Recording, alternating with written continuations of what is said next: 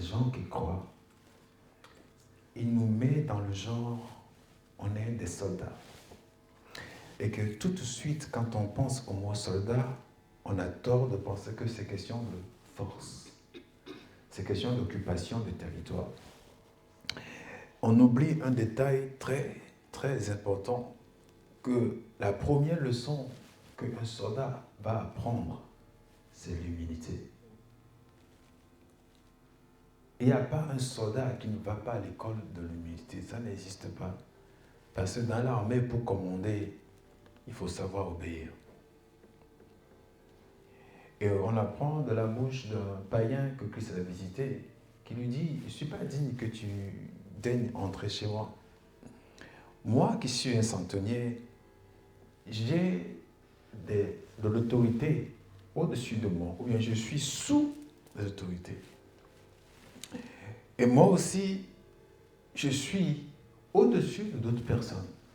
Et quand je dis à l'un va, il va, à l'autre viens, il vient. Donc dis seulement un mot. Et mon fils qui est à la maison sera guéri. Et Jésus va dire, waouh, je n'ai pas trouvé ce genre de foi même en Israël. Je n'ai pas trouvé ce genre de foi même en Israël. Mais c'est quelle foi? C'est une foi d'humilité. Et c'est le paradoxe de dire que pour avoir de l'autorité, il faut avoir de l'humilité. Pour avoir de l'autorité, il faut avoir de l'humilité. Il n'y a aucun général ou aucun capitaine sans cicatrice, où personne ne peut exposer la façon de commander, de démontrer comment il est bien de commander, sans démontrer comment il est bien de s'humilier. T.B. Joshua, qui est décédé cette année ou fin d'année passée, disait une chose. Il dit, je suis plus accoutumé, j'ai beaucoup de diplômes dans l'école ou dans la classe de l'humilité, dans la classe de la souffrance. J'en ai très peu dans la classe de la gloire, dans la classe de la luxure, dans la classe, de bonnes choses. Et Jésus dit que si vous me suivez, vous allez certes réussir, mais à votre réussite, il faut rajouter la persécution, il faut rajouter la trahison, il faut rajouter la déception. Si on a fait ainsi au bois, si on a fait ainsi au bois vert, qu'en serait-il du bois sec? Et que le serviteur n'est pas plus grand que son maître. Donc si un serviteur doit avoir de l'autorité, la question c'est de savoir est-ce qu'il est d'abord serviteur. Le mot serviteur implique que tu es sous aux autorités aussi. Alléluia. Le mot autorité, le mot serviteur implique que tu es sous autorité aussi. Que ton nom soit sanctifié et que ton règne vienne. Et l'autorité ne s'applique que dans la vie de quelqu'un où il y a un règne établi. Si Dieu ne règne pas, on ne peut pas exposer ou exprimer son autorité dans notre propre vie. Puisqu'on n'est pas soumis, on ne peut pas soumettre d'autres personnes. Puisqu'on n'est pas soumis, on ne peut pas soumettre autre chose. Puisqu'on n'est pas soumis, on ne peut pas soumettre d'autres éléments. Parce que nous-mêmes, on n'est pas soumis. Je crois que la personne qui n'a jamais été dirigée va avoir de la difficulté à diriger l'autre. Parce qu'il ne sait pas ce que l'autre ressent quand on le dirige. Quand on dit à quelqu'un va et il va, tu ne sais pas celui-là en entendant ce qu'il ressent dans son cœur. Ce qu'il se dit, oh là là, il fait chaud, il m'envoie encore pour aller acheter ça, oh là là. Tu ne sais pas ce qu'il se dit dans son cœur, tu ne l'as jamais expérimenté. Du coup, si tu viens à commander dans des choses que tu n'as jamais expérimentées, tu ne sauras pas le faire. Parce que tu ne sauras pas quand tu fais trop. Alléluia. Tu ne sauras pas quand tu fais trop. Et, pas pour critiquer, et c'est là où c'est dangereux. Vous allez voir quelqu'un qui n'a pas vécu avec un père et une mère, il n'a pas l'autorité du papa et de la maman sur lui. Quand il grandit, ça se voit dans la manière dont il traite soit le garçon à côté de lui ou la femme à côté de lui. Vous tous, bien la plupart, j'espère qu'il y a des exceptions, mais la plupart d'entre nous, on trouve convenable, on trouve assez naturel que dans un couple, il y ait des disputes. Pourquoi?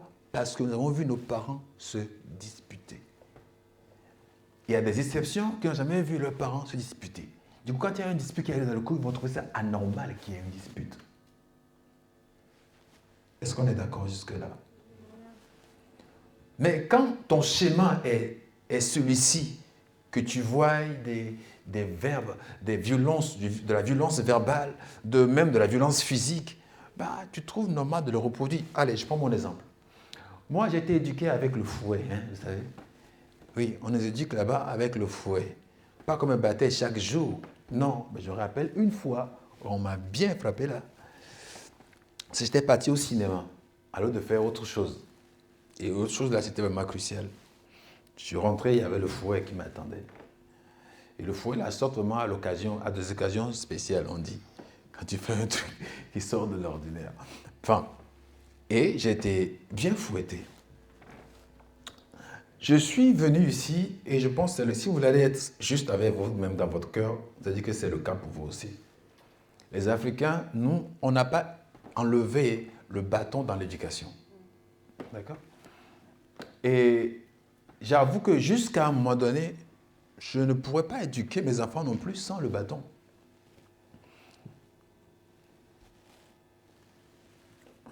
Je ne dis pas que la loi d'ici, elle est meilleure. Je ne suis pas en train de dire ça. Je dis que de ce qu'on a vécu, on le transmet. C'est tout ce que je dis.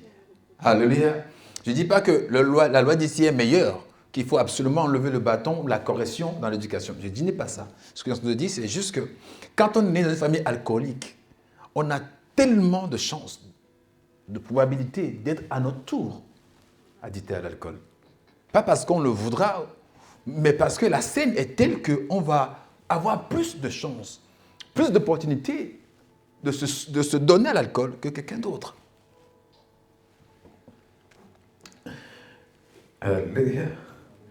Et donc, quand tu penses que la femme, elle est sous tes pieds, comme le diraient certains d'autres dans d'autres religions, c'est normal que tu t'attends à ce qu'elle soit sous tes pieds et quand elle n'est pas, tu dis qu'elle est arrogante. Et c'est pareil dans beaucoup de choses. C'est pareil dans beaucoup de choses. Et on nous a appris à tort que pour avoir de l'autorité,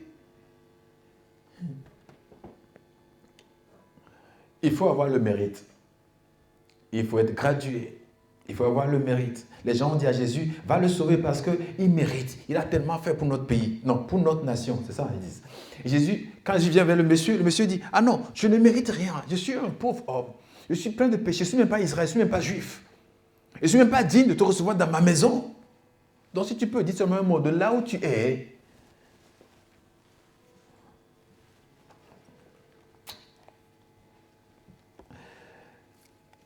l'autorité du croyant. L'autorité du croyant. Vous voulez avoir de l'autorité, vous devez aimer l'humilité. Chacun, et je ne dis pas des femmes, on est d'accord, je parle de l'humanité, du genre humain. Quand on veut aimer l'autorité, on doit aimer l'humilité. Alléluia. On doit aimer l'humilité. Je pense que je faisais quelque chose, et puis quelqu'un ici me dit, attends, toi tu fais ça? Je lui dis, je ne vais pas dire la chose parce que c'est un secret entre nous deux. Et je lui dis, mais Jésus a fait pire, il a lavé les pieds des disciples. Et puis à l'époque, à moins que je me trompe, mais je suis sûr, ils n'avaient pas des chaussures fermées. C'est des chaussures un peu, on appelle ça chaussures de Jérusalem. Ah, c'est Jésus, vous dites vous? À l'époque, on l'appelait chaussures de Jérusalem. Et personne là, aujourd'hui, je ne vois personne avec ça. Et c'est des chaussures très ouvertes. Et imaginez que la poussière rentre alors facilement.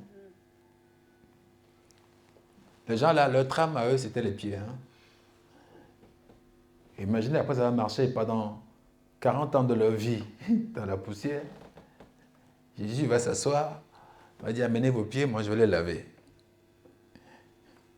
Vous savez, il y a des pieds qui, même si tu mets le parfum, ça ne passe pas. Et Jésus prend ses pieds et il lavera aucun pied de façon expéditive. Il prend le temps de laver tous les pieds. Même quand Pierre est venu, il trouvait ça répugnant. Il dit, toi, tu me laves les pieds, comment ça? Non, non, non, non, tu ne me laves pas les pieds, pas question. Et il dit, ah, si moi je ne lave pas tes pieds, tu n'as pas de part avec moi. Pierre dit, ah, dans ce cas, c'est question de part. Hein. Lave les bras aussi.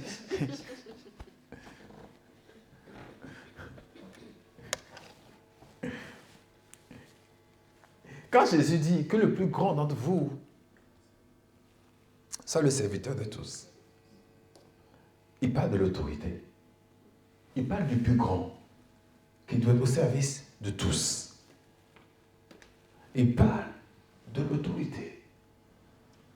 Il dit, nous avons de l'autorité si nous voulons être au service des autres. Alors, que Dieu nous fasse du bien ce matin au nom de Jésus-Christ. Ouais, que Dieu nous fasse du bien ce matin au nom de Jésus-Christ. L'autorité. Maintenant, quand on vient aujourd'hui, nous allons savoir que quand on te demande d'avoir l'autorité, c'est parce que tu dois pouvoir l'utiliser. Si quelqu'un a l'autorité, c'est pour faire quoi? C'est pour commander. Vous allez voir que plus on a de l'autorité, moins on fait. Mais on parle plus. Moi, ça fait 5 ans, j'avais vu Macron faire quelque chose. Et je le respecte parce c'est lui qui est élu, c'est lui qui est le président. Mais il n'a rien fait, je veux dire, il n'est pas parti faire quelque chose avec sa main. Mais il parle et les gens exécutent. Il dit à Jésus, je suis soumis moi aussi à d'autres autorités. Je dis à l'un va, il va, à l'autre viens moi aussi. Donc toi aussi dis un mot seulement. Et puis, mon fils qui est à la maison malade sera guéri. Ça veut dire que les gens qui ont de l'autorité ont tous des coursiers. Et un chef d'État, forcément, il a de l'autorité, sinon il est chef de quel État? Et donc, quand il dit, il a seulement dit, mais c'est que la chose va se faire parce que lui, il a dit. Vous savez pourquoi on dit aux chrétiens de déclarer ce que Dieu veut de vous? Déclarer ce que Dieu a dit de vous et non ce que le monde ou que la situation dit de vous-même. Vous-même déclarez ça, pas parce qu'en déclarant, vous allez vous-même l'accomplir, mais il y a des forces qui se mettent à disposition pour accomplir ce que vous dites. Il dit que celui qui est malade déclare qu'il est en bonne santé, ou que le faible déclare qu'il est fort, et que même le pauvre dise qu'il est riche. Alors je vous pose la question, êtes-vous riche? Amen. Non, je n'ai pas dit amen. Est-ce que vous êtes riche? Oui.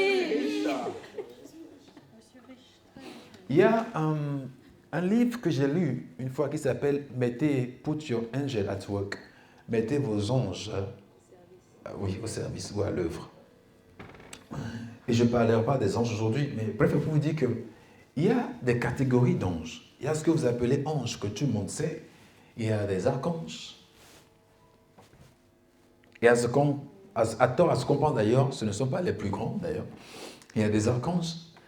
Et il y a des principautés, il y a des dominations, il y a des chérubins, et il y a des séraphins. Je crois l'avoir dit dans l'ordre. Et tous ces anges-là, ils font tous quoi? La Bible dit, un enfant, un nouveau-né, son ange regarde la face de Dieu.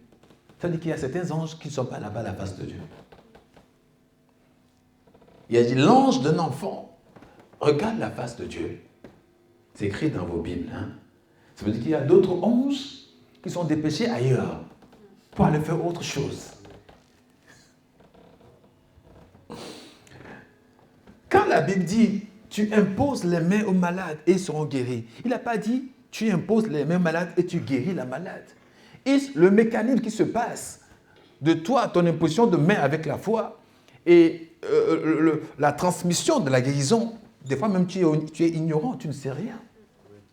Tu ne sais pas comment ça se produit. Tu ne sais pas comment le mécanisme se fait. Mais Dieu, il dit, les anges sont ceux qui exécutent ses ordres. Psaume 103. Il dit, les anges de Dieu exécutent la voix de la parole de Dieu. Donc ce n'est pas toi qui exécutes. Ce n'est pas toi qui exécutes la parole de Dieu. Alléluia. Ce n'est pas nous qui exécutons la parole de Dieu. Non, il y a les anges qui exécutent. Toi, ce que je te demande, c'est qu'on ne peut pas exécuter un ordre qui n'a pas été donné. Il dit, la chose arrive, et il ordonne et elle existe. Donc, tant que tu n'as pas dit, ça ne peut pas subsister. Or, on dit aussi dans Marc chapitre 16, verset 16 en allant jusqu'au verset 20, qu'ils en allaient prêcher la bonne nouvelle. Et Dieu travaillait avec eux en confirmant la parole qui sortait de leur bouche. Dieu ne va pas confirmer quelque chose que tu n'as jamais dit.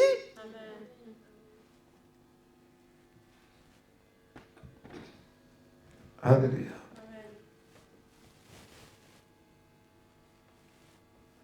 Dieu ne va jamais confirmer quelque chose que tu n'as jamais dit. Dieu ne va jamais confirmer quelque chose que tu n'as jamais dit. Quelqu'un me voit, c'était quand? On est quand là? On est dimanche, jeudi. Et puis il me dit, tu vas aller voter? Je dis non, je ne suis pas français. Il dit, bah, depuis là, tu n'as pas demandé. Je dis non. Il me dit, ah, tu vas peut-être te regretter. Je dis pourquoi? Il dit, ah, peut-être qu'on va te voir dans l'avion bientôt, on va t'embarquer. Et j'ai dit, pourquoi ça? Il dit, ben, tout le monde qui n'est pas français, dans son programme, doit être reconduit à la frontière. J'ai dit, ok, quelle frontière? Parce que moi, je ne viens pas de l'Afrique, je viens de Norvège. Dans quelle frontière? Il me dit, il n'y a pas question, on n'a pas tout le monde au port là, enfin, de l'Afrique, sur le littoral, et puis chacun cherche son pays.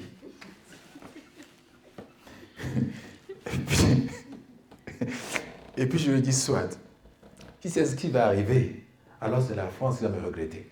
Amen. Alléluia. Je dis une chose. À un moment donné, quand un croyant, tu es dans une voiture, ce n'est pas de l'arrogance à dire aux gens que vous allez arriver aux destinations, parce que je suis dans la voiture avec vous. Amen.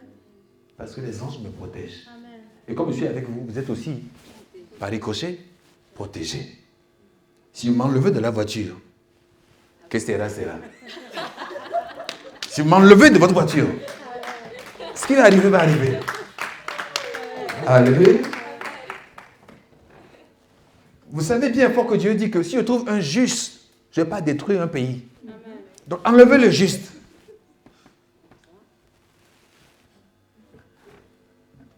Alléluia. Alléluia. Oui. Alors que les chrétiens, des fois, ont pris pour que Dieu favorise un président ou un autre pour que toi, ton compte y est. Il dit tout concourt au bien ce qui est Dieu. De peu importe ce qui va sortir, ce qui va émerger, il faut que ça soit pour mon bien, peu importe les cas. Alléluia. Et ça se trouve, c'est l'Afrique qui va venir sauver les pays européens plus tard. Ça se trouve, c'est la Chine qui va venir sauver des Européens plus tard. Alléluia. L'homme a toujours plus de demain que du passé. Il ne faut pas compter sur juste ton présent. L'homme a toujours plus de demain que de passé. Et les hommes vont s'arrêter sur le passé ou sur même ton présent. Mais gloire au Seigneur Jésus, ils ne connaissent pas ton avenir. Ils ne savent pas quels sont les plans de Dieu.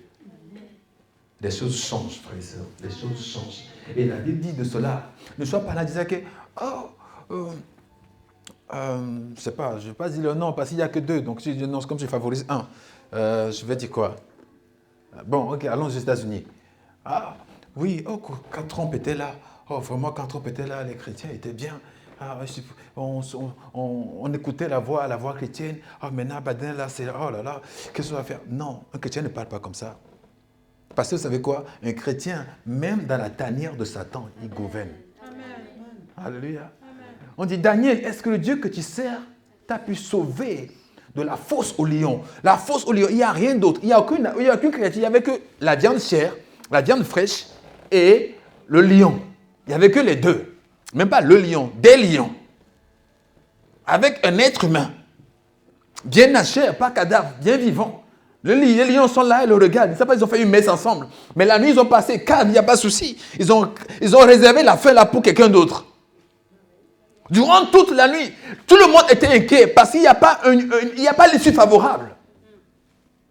Il n'y a pas. Ça, c'est l'Ancien Testament. Nous sommes dans le Testament, l'alliance est beaucoup plus glorieuse pour nous. Ça, c'était au moment où l'alliance était peu glorieuse. Il faut la mériter, presque. On a mis Daniel dans la fosse au lion. C'est pas comment il a dormi. Mais on sait que le roi n'a pas pu trouver sommeil. Le roi se lève demain matin et dit, Daniel, quand j'entends le roi dire, Daniel, ça veut dire qu'il pensait que il est fort probable que Daniel survive. S'il croyait qu'il était mort, il n'allait pas l'appeler même Daniel. Le monde ne répondra pas. Il commence par Daniel. Daniel, ça veut dire qu'il dit, ah, celui-ci avec son Dieu là, peut-être qu'il y a un espoir. Dieu peut faire quelque chose, peut-être qu'il est sauvé. Est-ce que le Dieu là que tu sers avec tant de persévérance t'a-t-il délivré? Il a entendu la voix résonner. Oh mon roi, longue vie au roi. Amen. Alléluia.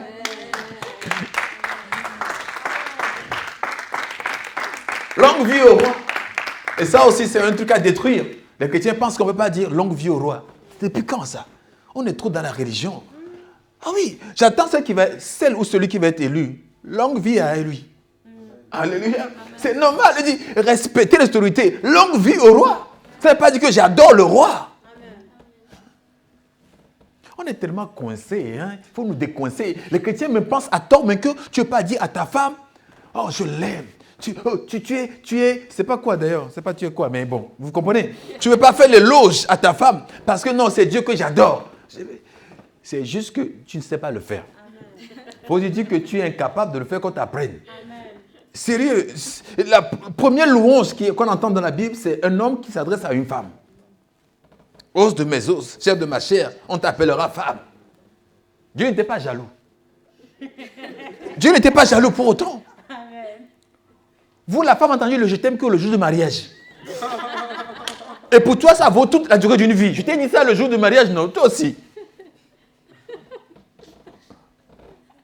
Et parce que tu dis que tu es saint. Je t'aime, tu sais, à Dieu. C'est de l'hypocrisie. Hein? Hein?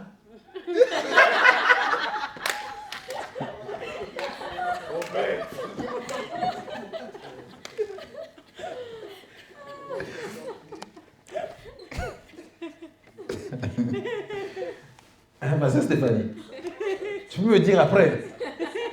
J'espère que tu entends ça chaque jour. Alléluia. Moi, j'écrivais des chansons à un moment donné, et j'ai écrit une chanson et je félicitais les femmes. Un pasteur écoute, il dit, ça c'est mondain. Et je me suis dit, bon, ok, pourquoi? Pourquoi? Il dit, non, au lieu de louer la femme, pour louer Dieu. Mais Dieu, je loue tout le temps. La femme aussi peut louer un peu. Elle m'a fait quoi? Mais il dit, non, le temps que tu prends là pour louer la femme là, loue Dieu. J'ai dit, mais ok, en quoi? Quel est le verset qui explique ça? En quoi? Il dit, mais la femme, c'est un être humain. J'ai dit, oui. Ben oui, donc on ne peut pas le louer. J'ai dit, ok, ça reste un point de vue, on est d'accord? Ce n'est pas biblique, c'est un point de vue. Non, non, c'est biblique. J'ai dit, ok, donne-moi un verset qui appuie. Il me sort les versets de Ésaïe, je crois, 40 qui parlent des idoles. Ne louez pas, n'adorez pas les idoles. Depuis quand la femme devient une idole dans cette histoire-là? Alléluia. Que Dieu bénisse les hommes, que Dieu bénisse les femmes. Amen. Au nom de Jésus-Christ. Au nom de Jésus-Christ. C'est comme quand on est papa et qu'un enfant, l'enfant vient pour demander un exercice de mathématiques. Je connais un père qui a fait une fête là, mais formidable. Il est tranquille dans son bureau. L'enfant, il entend l'enfant parler avec sa mère sur la mathématique. Oh, j'arrive pas à faire. Et puis la maman dit, va voir papa. Je suis occupé. Quel temps que l'enfant se dirige vers le cours mathématique, il commence à prier. Et quand l'enfant ouvre la porte, il dit, oui, c'est quoi? Non, je viens de voir de mathématiques. Ah, je suis en prière. Va voir ta mère. Mais juste parce qu'il ne connaît pas. Il ne connaît pas la mathématique. Ça, c'est juste nos excuses. C'est juste nos excuses. Ah, que le Seigneur soit glorifié au nom de Jésus-Christ. Que le Seigneur soit glorifié au nom de Jésus-Christ. L'autorité du croyant. Et la Bible dit dans Jacques chapitre 4, verset 7, que soumettez-vous à Dieu, résistez au diable, et celui-ci fuira loin de vous. Soumettez-vous à Dieu, Résistez au diable et il fuira loin de vous. Le diable ne peut rien faire sans votre consentement. Amen. Il peut rien faire sans que vous collaborez vous-même avec lui. D'ailleurs, Dieu aussi. Amen. La Bible dit que le Seigneur frappe à la porte. Donc si tu ne l'ouvres pas, il ne rentre pas. Amen. Il ne défonce pas la porte. Il ne passe pas par la fenêtre. C'est un gentleman. La Bible dit il frappe à la porte. L'Esprit frappe à la porte de chacun. Si tu l'ouvres, il rentre. Si tu ne l'ouvres pas, il ne rentre pas. Si tu ne l'ouvres pas, il ne rentre pas. Regardez. Quand la Bible dit, quand la parole de Dieu dit qu'on a de l'autorité, que nous avons de l'autorité, c'est vraiment pour agir, n'est-ce pas?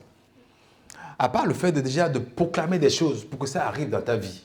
Ça, c'est un. Mais l'autre chose où l'autorité est exigée, c'est dans la bataille. C'est dans le combat. Quand tu as de l'autorité, tu sais que tu peux à n'importe quel moment exercer l'autorité face à tes ennemis. Et je vous tiens en rappel qu'on cite les ennemis qu'on a dans les Écritures. À aucun moment on cite un être humain. À aucun moment on cite un être humain.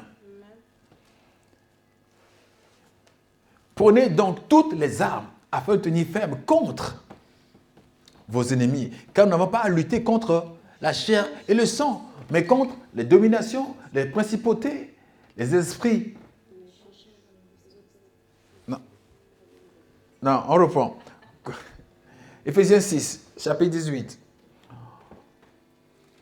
On va revenir après sur Jacques 4, verset 7. Éphésiens 6, chapitre 18.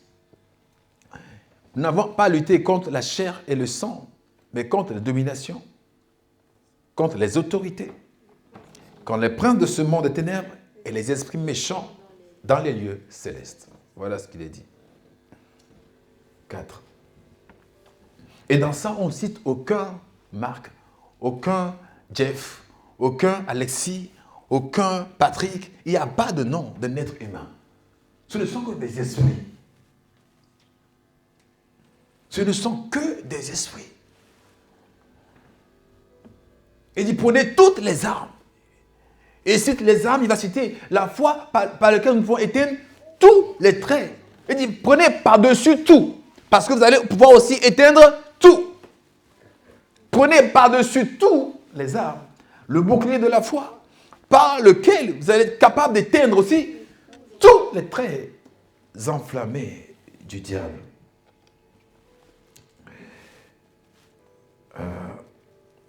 Même le païen, écoutez-moi bien, le païen qui te dit qu'il est païen parce qu'il ne croit pas, il te ment.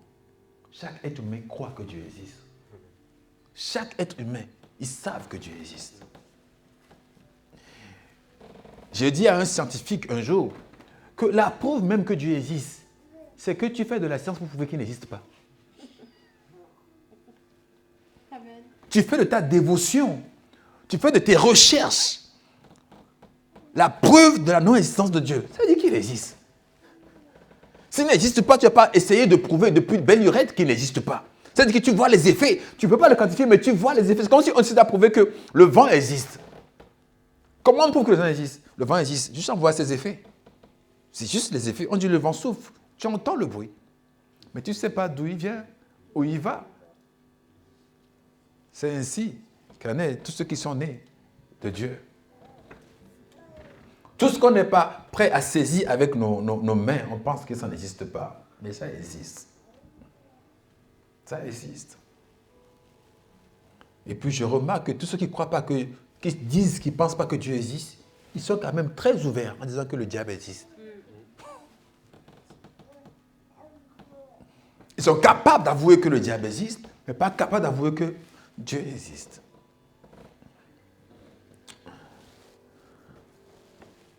Il y a un truc, il y a une conspiration faite exprès contre le salut. Et nous n'avons pas à lutter contre la chair et le sang, pas contre un individu, pas contre une personne, pas contre quelqu'un qu'on connaît.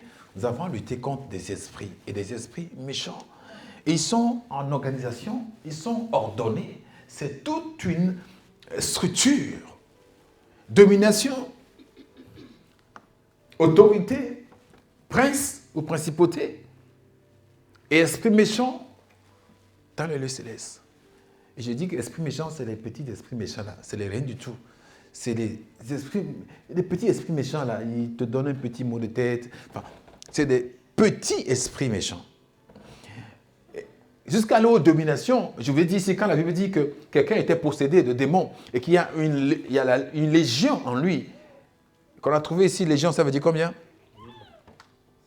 Combien? Soyez certains de ce que vous dites. 6 000. 1, 2, 3, 4, 6 000. Alors que le centenier, il gère juste 100 personnes. Donc voilà une légion. C'est qu'il y a un démon qui est au contrôle de 6 000 esprits qui sont en toi.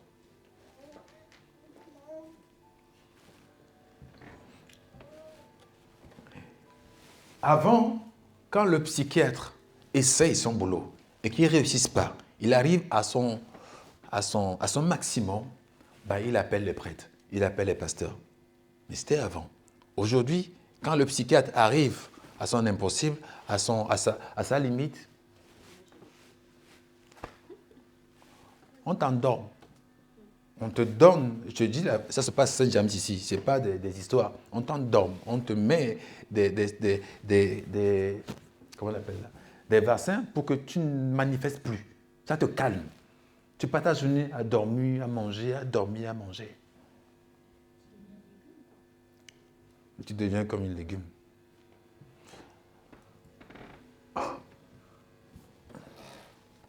Parce qu'on veut tout faire pour chasser Dieu de nos vies, de nos pensées, de nos mœurs, de nos habitudes. Vous savez, les films que vous avez vus de Les Sensibles et tout ça, ce n'est pas des fantaisies, ça existait vraiment. Quand le psychiatre n'arrivait pas, on appelle prêtre, qui arrivait, qui faisait ces cérémonies. Tantôt il réussissait, tantôt il ne réussissait pas. Mais en tout cas, on l'appelait. Ça dit qu'on reconnaissait que, une fois que l'homme a fini, Dieu peut prendre le relais. On le reconnaissait. Il n'y a pas encore longtemps, peut-être encore 20 ans encore, on le faisait encore. La seule chose qu'on a maintenue aujourd'hui, c'est la fin de vie. On appelle les pasteurs, les prêtres, venir prier pour la personne, pour que la personne meure tranquille. Mais à quoi ça sert?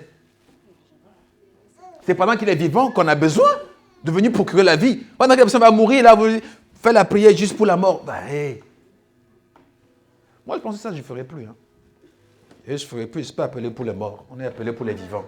Non, mais sérieux, on est appelé pour les vivants. Quand les personnes sont malades, on va à l'hôpital samedi, hier, pour demander un peu prier pour les malades. Il dit non. Ok. Mais quand la personne est prête à mourir, on dit venez maintenant prier pour sa mort. Mais...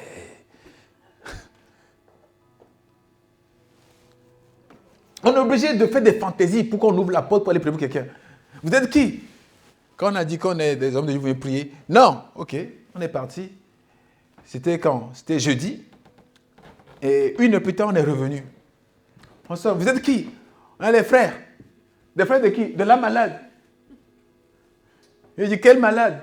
Il fallait trouver un nom qui existe. Quand on connaît déjà quelqu'un qui est dans l'hôpital, là, on a dit son nom. On est là. Il vérifie. Il dit, ok. Patientez. On patiente, on est toujours dehors. À un moment donné, il dit, ok, elle peut vous recevoir, rentrer. Mon œil. Quand on est rentré là, on a pris nos directions. Parti pour quelqu'un d'autre. Parce qu'elle, on la connaît déjà.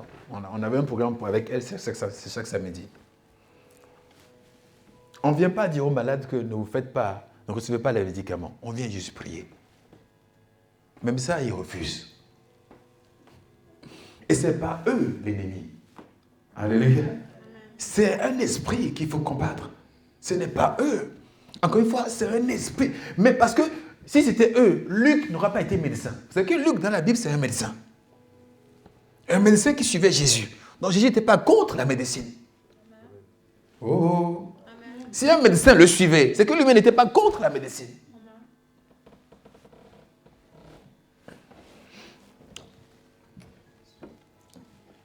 Alléluia.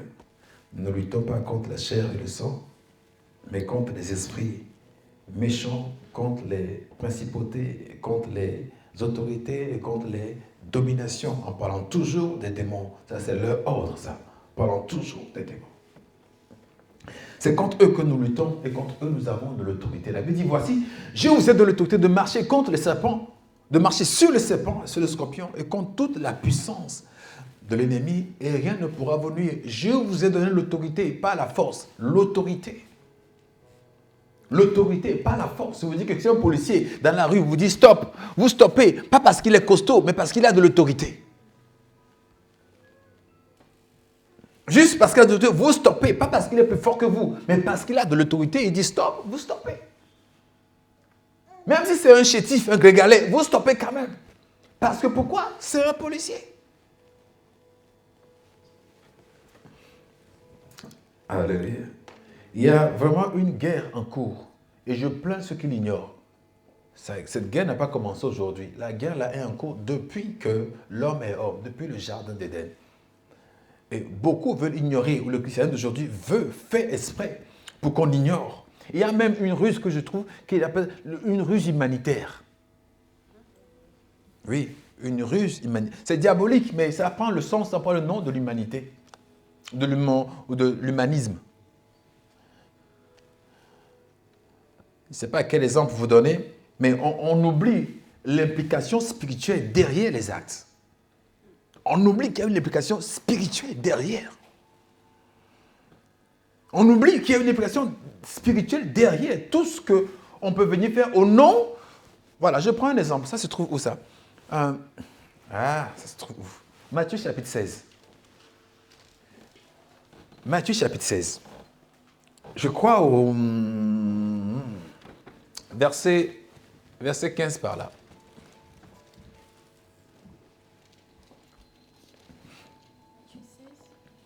À partir du verset 15. Lisons, on va voir ce que ça donne. À partir du verset 15. Je lis la parole de Dieu, Matthieu 15, verset 16. Matthieu 15, verset 16. Il n'y a pas, n'hésitez pas. Si, j'y étais pas.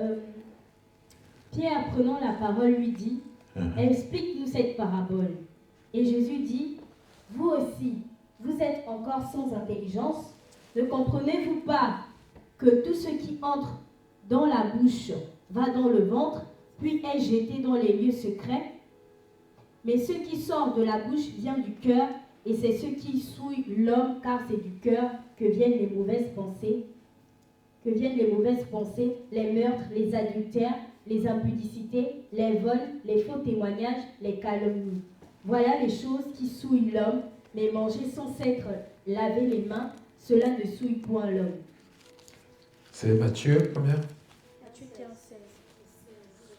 Non, j'ai dit Matthieu 16, je crois. Ah, Matthieu 16. Ah oui. Ouais.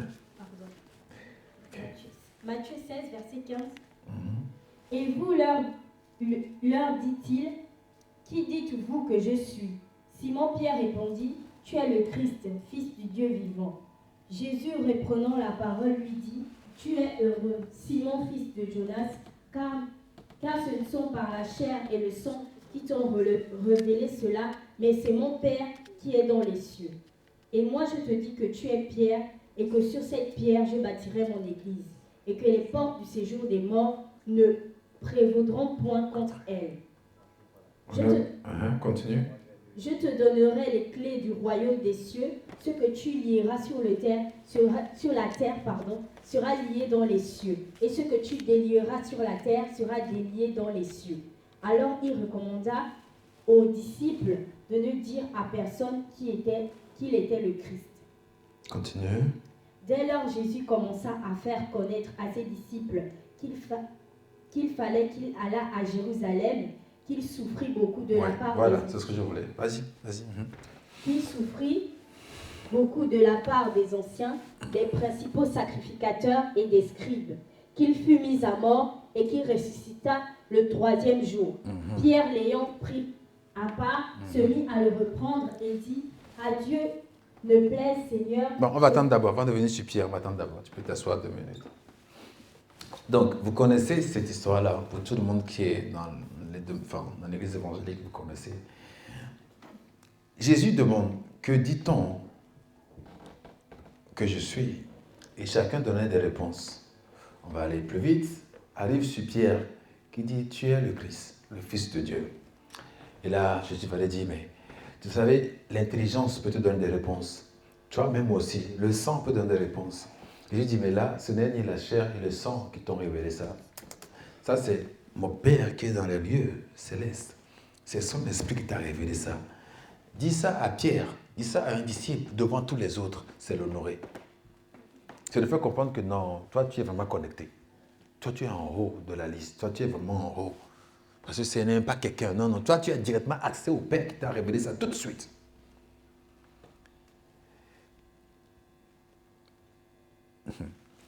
Donc voilà un homme qui vient d'avoir une révélation, appuyé par Jésus lui-même, pas appuyé par un serviteur, un pasteur, appuyé par Jésus lui-même, qui vient d'avoir une révélation divine de Dieu directement. Jésus atteste que c'est ça. On est d'accord? Donc, il est branché. Il a pu recevoir ça parce qu'il est connecté au ciel. Bon, sauf que, on est dans la même suite.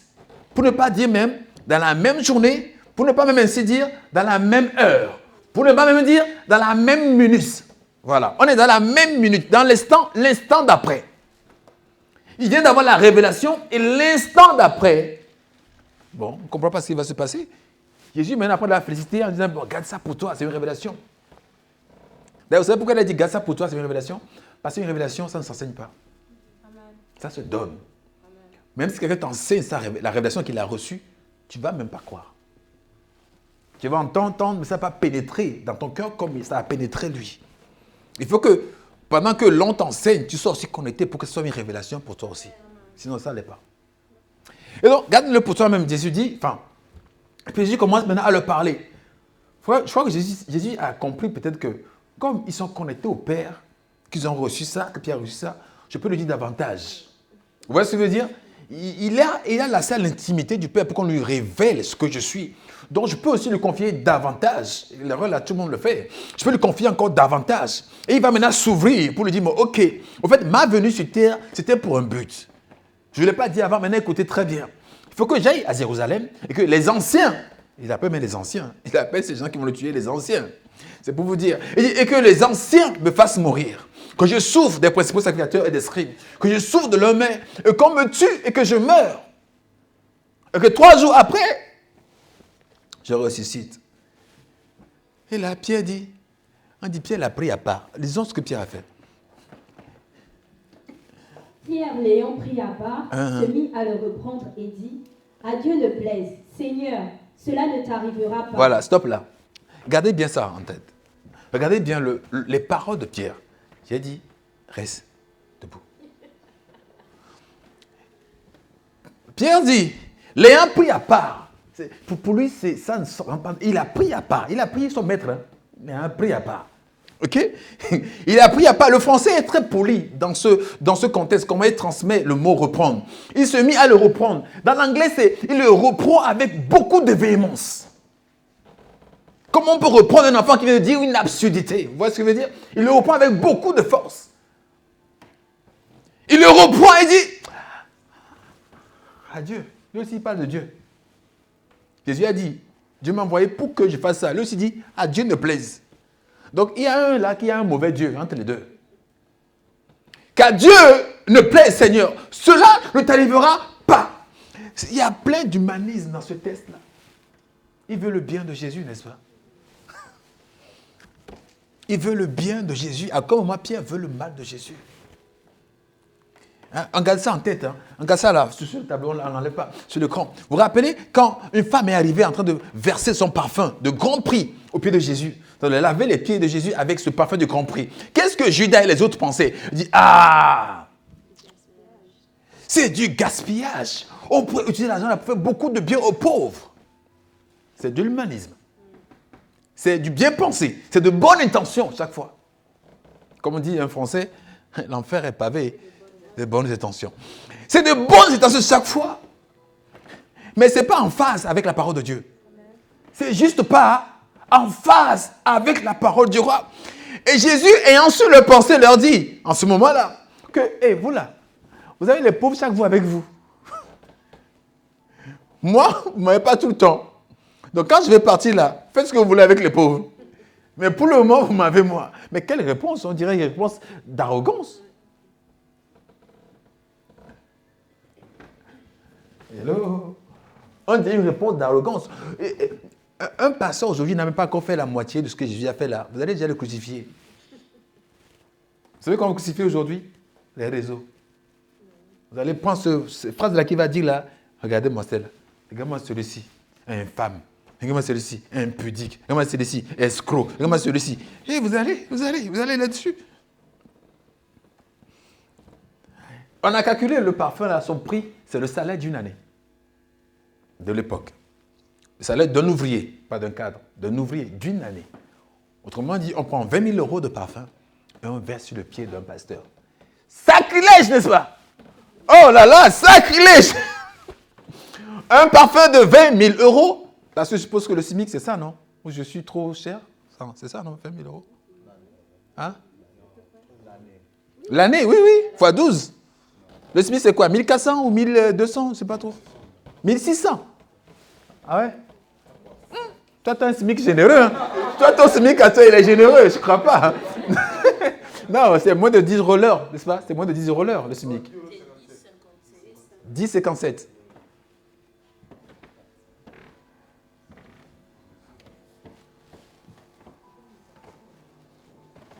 Oui, c'est même pas 20 000. C'est vers 18 000 euros. Un truc comme ça. Donc, tu prends un parfum de 18 000 euros que tu prends et tu viens, même pas tu donnes Jésus qui met sur son corps. Hein. Toi, tu viens directement gaspiller, gaspiller, c'est le mot que j'utilise, mais je ne sais pas. Mais tu viens seulement verser ça sur son pied. Et il est là, lui aussi, il est fier. Il n'est pas gêné. Lui aussi, il tend bien le pied, il est là. Vas-y. Et quand les autres, là, sont de me prendre la chose dans le cœur, qu'est-ce que vous faites là? Vous savez, tout le temps les pauvres avec vous. Moi, vous ne m'avez pas tout le temps avec vous. Donc, laissez faire pour le moment. Quand je vais partir là, faites ce que vous voulez avec les pauvres. On est d'accord que sur le plan de l'humain, c'est mauvais. On est d'accord tous que sur le plan de l'humain, c'est mauvais. C'est ça quand je dis aux gens, quand je dis que faites gaffe à ce que vous ne mettez pas dans l'ordre, l'humanisme, plutôt que la relation avec la parole de Dieu. L'humain n'a pas créé l'homme. C'est le spirituel qui a créé l'homme. L'humain n'a pas créé Dieu. C'est le spirituel qui a créé l'humain. Le visible n'est pas fait par l'invisible. C'est l'invisible qui fait le visible. Et là aussi, Pierre va dire tout le bien qu'il pense de Jésus. Comment je peux permettre que la mort t'y arrive? Comment je peux permettre que la mort te frappe? Non, cela ne t'arrivera pas. Oui, la suite. Mais Jésus se retournant dit à Pierre, arrière de moi Satan. Bon. Tu mets en scandale car tes pensées ne sont pas les pensées de Dieu, mais celles des hommes. Celles des hommes, celles des humains. On est dans l'humanisme. Celles des hommes.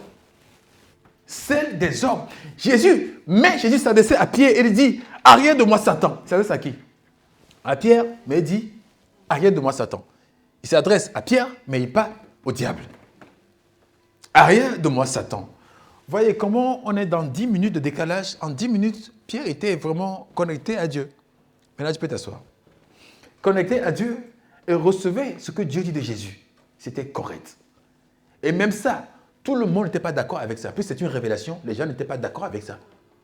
Ça choquait qu'on dit que Jésus soit fils de Dieu. Mais ce n'est pas révélation. Et de l'autre côté aussi, quand on sort, quand lui-même maintenant donne des révélations sur lui, sur son projet, Pierre maintenant était dans l'homme, était dans l'humain. Et il dit, ah non, qu'à Dieu ne plaise, cela n'arrivera pas. Dieu dit, mais arrière de moi, Satan, car tes pensées sont pas celles de Dieu, et tu es un obstacle avec la volonté de Dieu me concernant. Et ce qui est vrai, si Dieu a envoyé son fils pour mourir, toi tu l'empêches pourquoi? Il l'a envoyé pour être victime expiatoire. Toi tu veux dire non, mais que tu veux l'empêcher. Alléluia. C'est que tu veux l'empêcher. Imaginez Jonas dans le bateau, les gens veulent l'empêcher de sombrer. Ils vont sombrer avec lui. Ils vont tous être avalés par le poisson. Et Dieu sait si eux vont vivre ou pas. Jonas ne peut vivre parce qu'il a une mission. On va le cracher après sur le rive. Mais est-ce que les autres vont vivre? Ça, on ne sait pas.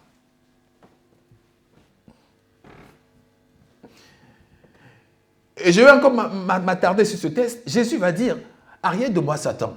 Nous les chrétiens, on fait on fait un truc, on déduit quelque chose sur le mot posséder. On pense que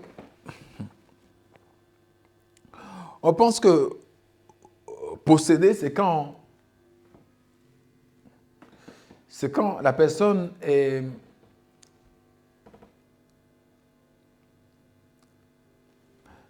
Bon, je veux dire, moi ici, je suis possédé. Normalement, toi aussi, tu es possédé, normalement. On doit tous être possédés par quelque chose. Tu es possédé soit par l'Esprit de Dieu, soit par l'Esprit humain. Ici, c'est l'Esprit humain. Soit par l'Esprit du diable. Quand vous dites cet esprit vient de l'Esprit, vous venez faire quoi? C'est pour vous posséder. On est d'accord. Quand vous lisez beaucoup la parole de Dieu, jusqu'à ce que vous soyez intoxiqué, vous êtes possédé. Vous n'allez plus réfléchir comme les autres. Parce que votre standard de réflexion est différent de leur.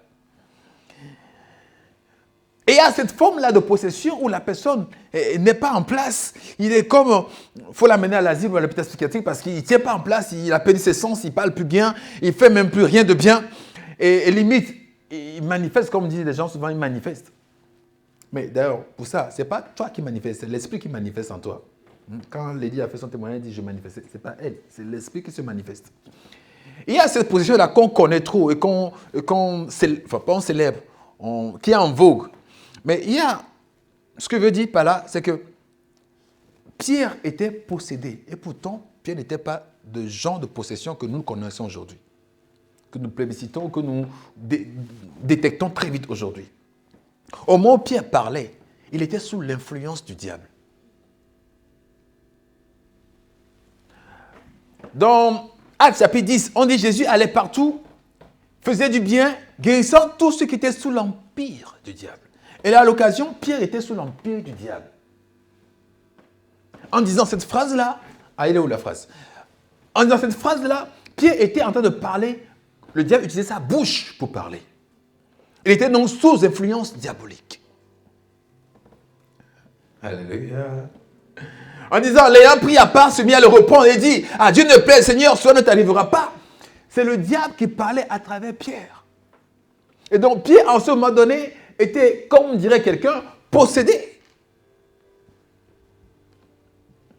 Et à chaque fois que vous n'êtes pas en phase avec la parole, vous êtes en phase avec le diable. Amen.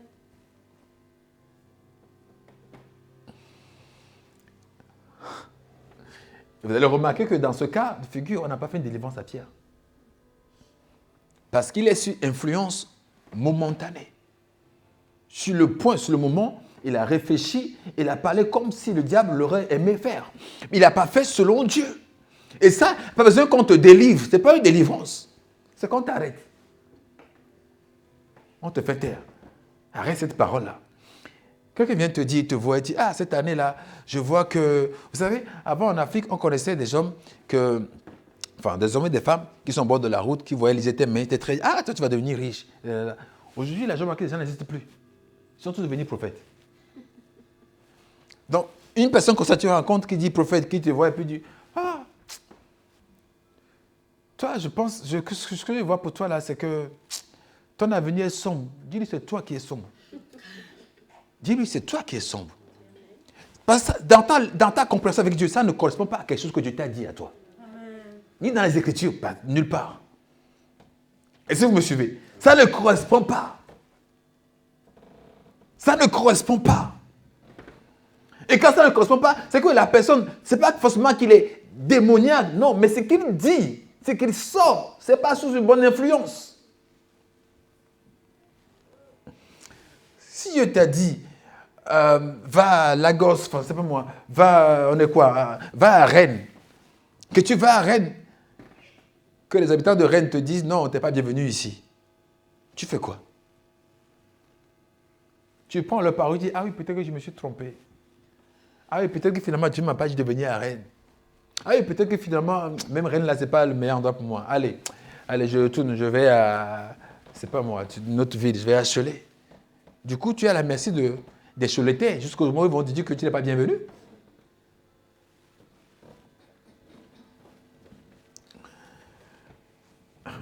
Alléluia. Il y a cette bataille-là et des choses se passent dans nos vies. On on le minimise parce qu'on ignore qu'il y a une force spirituelle derrière. Il y a le prophète, le pasteur André Womack, un témoignage qui disait, au moment qu'il a commencé à parler de la grâce, il dit ses propres amis lui ont envoyé des messages de haine. Et au début, il le prenait personnellement. Ça l'affectait dans son ministère parce qu'il va comprendre après 2 ans. Il dit, après 2 ans, je vais comprendre que, au fait, je perds l'énergie à essayer de me justifier auprès de mes amis. Et au final, je m'éloigne même de ce que je veux que je fasse. Et il va comprendre que, au fait, c'est la stratégie juste du diable. Parce que quand je me lève pour essayer de me défendre ou de répondre à ces ennemis-là, enfin, ces amis-là, bah, je laisse tomber l'œuvre que Dieu veut que je fasse réellement, le faire comme je veux. Et qu'il a compris qu'à quel moment, c'est eux son problème.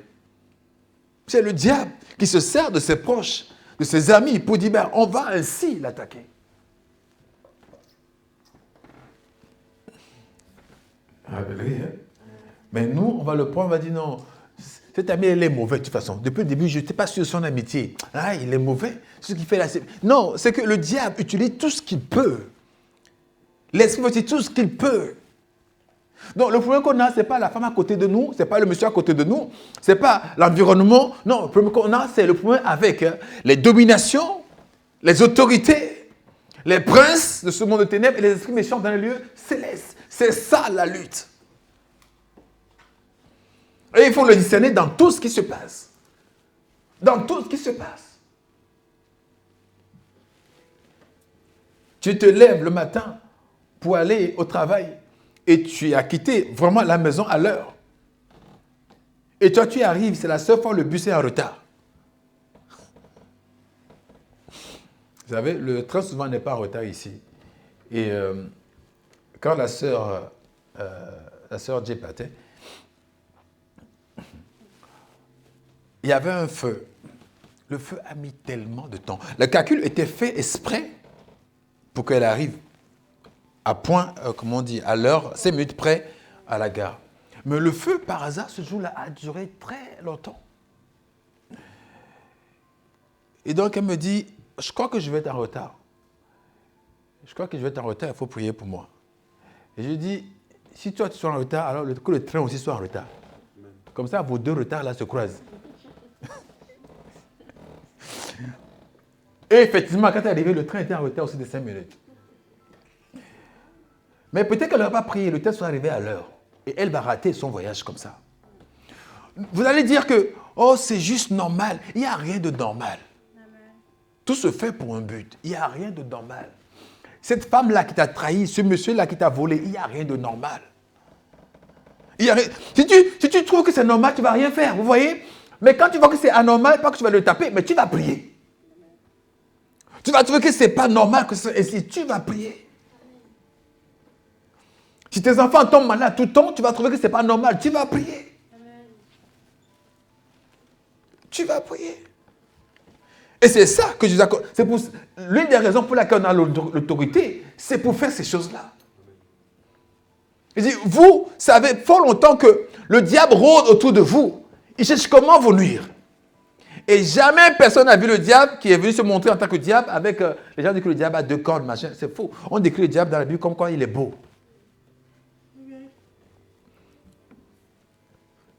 Je sais d'où vient ce Satan-là que les gens voient dans leurs rêves qui a 2 cornes. Ça vient juste de Harry Potter.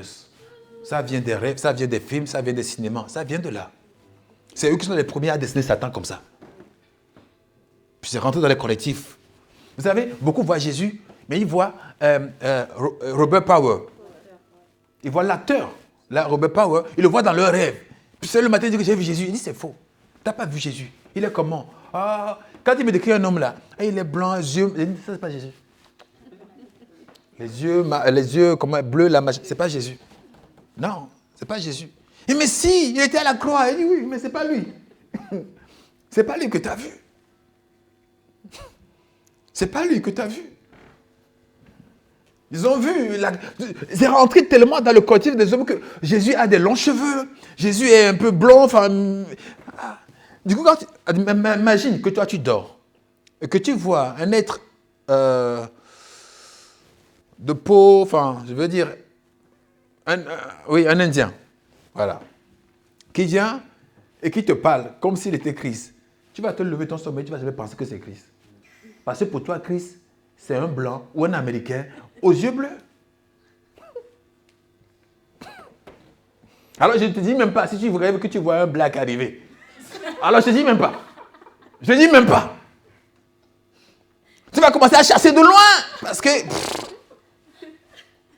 Parce que la civilisation, elle nous a fait comprendre que non, le Jésus est... Mais c'est faux, de toute façon, c'est faux. Le Messie est né en Mésopotamie. Et Mésopotamie, il n'y a pas de blanc là-bas. Enfin, ce qu'on appelle blanc aujourd'hui, il n'y a pas de ça là-bas.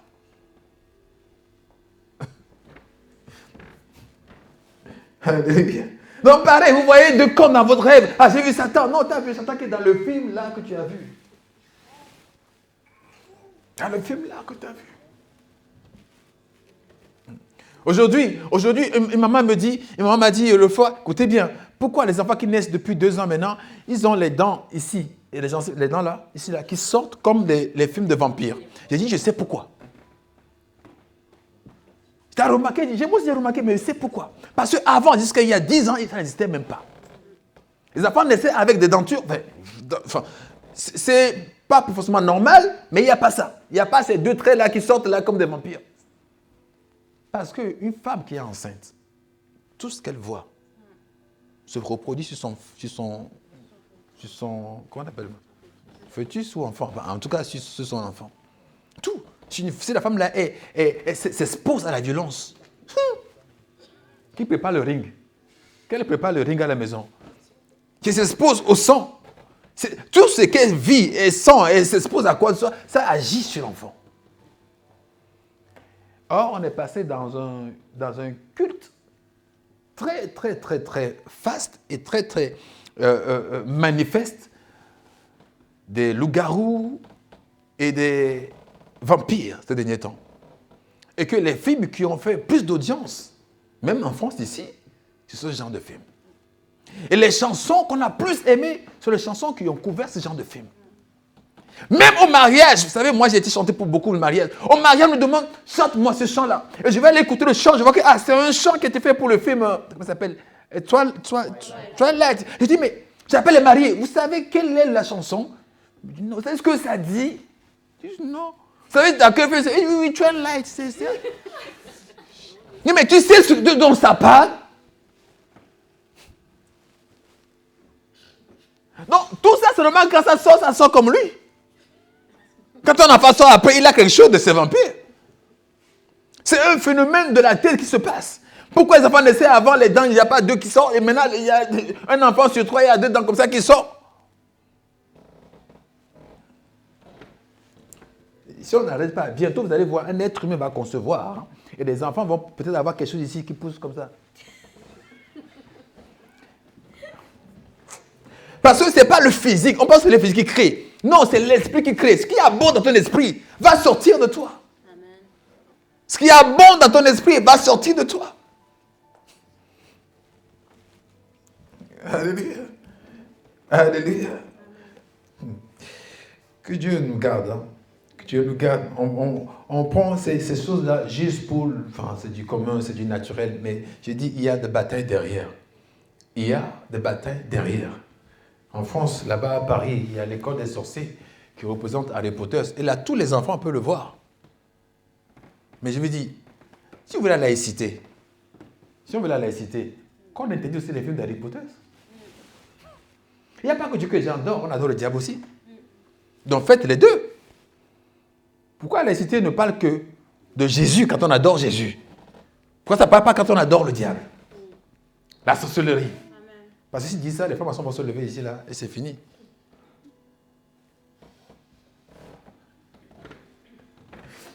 Là, nous adorons Jésus. Mais dans d'autres salles, pas loin de vous, même pas loin de là où j'habite, il faut actuellement aujourd'hui un culte où ils adorent Satan. Mais eux, quand ils demandent la salle à la mairie, on le donne facilement. Nous, quand on demande des salles, on doit voir aux adjoints. Et puis l'adjoint, il t'envoie un mail, genre, pour te calmer un peu, et puis ça dure le temps de son quinquennat. Le mail reste là-bas pendant 5 ans. Alléluia. Alléluia. Il y a une bataille, et cette bataille a pour enjeu votre cœur, votre âme, vos pensées. Votre cœur, votre âme, vos pensées. Et nous avons tous l'autorité. N'attendez pas, ne prenez pas les choses là comme si, bon, c'est de rien, c'est juste commun, c'est juste... non, ne prenez pas les choses là à la légère. Quelque chose se passe. Dites pas que, Dieu a laissé que ça se passe. C'est faux. Si tu n'as pas fait violence aujourd'hui, tu ne seras pas là ce matin. Amen. Et tu aurais pu rester à la maison et dire que Dieu a voulu que je reste à la maison. Amen. Non. Si tu n'as pas fait violence, tu ne serais pas là ce matin. Donc, ce sont des excuses. Quand on dit Dieu a voulu, Dieu a voulu. Non. Dieu ne veut pas que tu sois malade. Amen. Il ne veut pas non plus que tu échoues. Amen. Il ne veut pas non plus que tu sois désemparé. Il ne veut pas tout ça. Quand tu l'es, il faut trouver que ce n'est pas Dieu. Amen.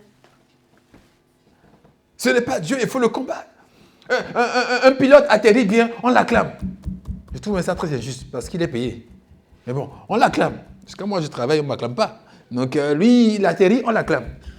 Maintenant, le jour où il prend de l'alcool et il fait n'importe quoi, il s'écrase, on dit, où est Dieu? Pendant qu'il atterrit bien, on n'a pas dit, oh Dieu, merci. Maintenant qu'il picole, il boit de l'alcool et qu'il s'écrase, on dit, il est où Dieu dans ce monde-là? Vraiment, Dieu n'existe pas. Toutes ces catastrophes qui arrivent, mais vous l'avez mis où dedans au départ? C'est comme toi, tu vas travailler, tu reçois ton salaire, tu es content de toi. Tu n'honores pas Dieu, ni avec le salaire que tu reçois, ni rien. Maintenant, arrive un moment où peut-être tu perds ton emploi. Dieu même il est où? Dieu n'existe pas, je ne peux depuis la main, il est où? Quand ça marche bien, tu dis c'est toi. Quand ça ne marche pas bien, c'est Dieu. C'est juste très injuste. C'est juste très injuste. Quand ta maison va bien, tu dis c'est toi. Quand ta maison va mal, il y a des gens qui décèdent, disent il est où Dieu?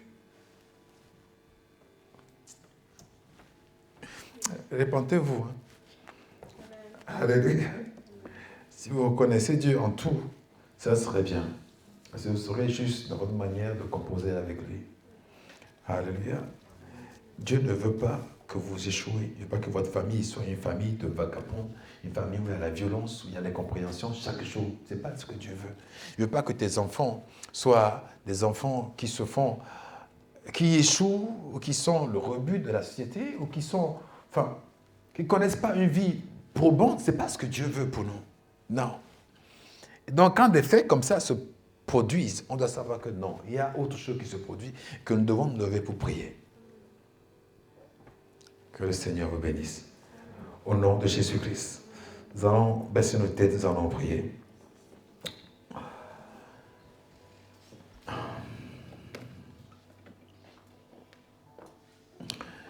Père éternel, tu es le Dieu de tous les esprits. Tu es le créateur de l'univers. Et tu nous as créés pour un but. Tu as créé tous pour un but. Nous sommes tous pour un but. Personne n'est le fruit de hasard ici. Nous sommes tous pour un but. Et tes desseins pour nous sont englobés dans ta bonté. Tu veux accomplir tes desseins bienveillants de ta bonté à notre égard. Tu dis, j'ai pour vous un plan de bonheur et non de malheur, afin que vous réussissiez, que vous viviez, que vous soyez en bonne santé, afin que vous régniez, que vous dominiez, afin que vous soyez dans la joie. Tu nous donnes les jours et tu dis que voici le jour que Dieu a fait, qu'il soit pour nous un sujet de joie et d'allégresse. Même les jours que tu nous donnes, c'est pour que nous soyons dans l'allégresse, Seigneur. Et maintenant, nous prions, Père, à ce que tout ce qui vient menacer ce standard que tu nous as créé, tout ce qui vient menacer, Seigneur, ce standard, cette façon de vivre, une vie pleine, une vie de joie, une vie abondante, une vie éternelle que tu nous as réservée, tout ce qui vient et en menace, Seigneur, cette existence, cette vie. Que nous ne le regardons plus jamais comme venant de ta volonté. Que plus jamais nous ne soyons plus assez ignorants ou assez distraits pour croire, Seigneur, que cela vient de toi. Ton plan pour nous, c'est un plan merveilleux, un plan de paix, un plan de bonté. Au nom de Jésus-Christ, que ce plan-là nous garde, nous préserve, nous et notre famille, nous et nos enfants, nous et nos biens, nous et notre travail, nous et notre quartier, et notre ville et notre pays, au nom de Jésus-Christ. Que toute la gloire revienne à toi, Seigneur, de ce que nous en servons de l'autorité que tu nous as donnée et que nous déclarons ce que tu confirmes dans nos vies. Nous déclarons ta volonté et croyons que toi, tu confirmes cela au nom de Jésus-Christ. Merci, Père. Merci, Dieu. Que toute la gloire te revienne au nom de Jésus-Christ. Amen.